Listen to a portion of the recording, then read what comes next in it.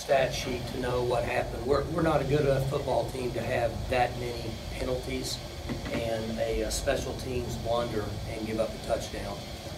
What I told the team was, even after all that, you had a chance to win the game. But I'm really disappointed in being undisciplined with all the personal fouls, the face mask, chalk block, late hit. Those are things that shouldn't happen. So, you know, it's interesting. We talk about it being disciplined, and we were undisciplined today, playing smart football, and we didn't play smart football. So we have to do a better job of coaching it. You know, the general rule is the players will show you how well you're coaching them and what you're working on Saturdays. So that's what I take out of this. You can't give up a block punt for a touchdown and then have 125 or however many yards. And then we weren't good on the rush. I think we gave up maybe 5-6 yards of rush. I know one of them was a long one, but it still counts. So we've got to do a better job on the run.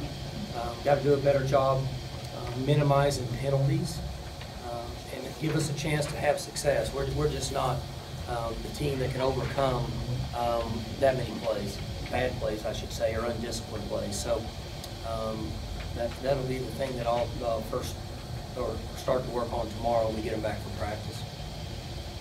Mike, can you take us through the decision to go for it on 4th down and then the play that was called, how that Well, you're developed? on the, what, 34, something like that. So you're in 4th and 3. You get a chance to get a first down, the game's over. If you punt it, you know they're going to get it on the 20. Obviously, it didn't. Those 14 yards at that time didn't make a difference, but I would have liked for Taylor to have thrown the ball away, is what I would have liked for it to happen on that particular play. Do you have the option to run or pass? Or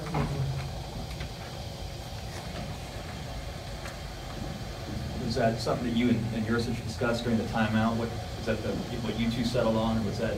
Well, there's a million suggestions going on in timeouts. You know, like every time during the game, and it was no different than any other timeout.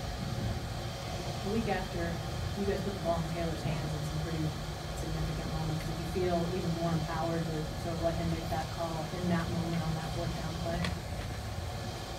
Well, I mean, that's just a base play for us. I mean, it's a we've run that play for years, so it's not really anything different than any other play. What changed for the defense down the stretch? What's that? What changed for your defense down the stretch that had been working earlier that suddenly wasn't? I think it's penalties.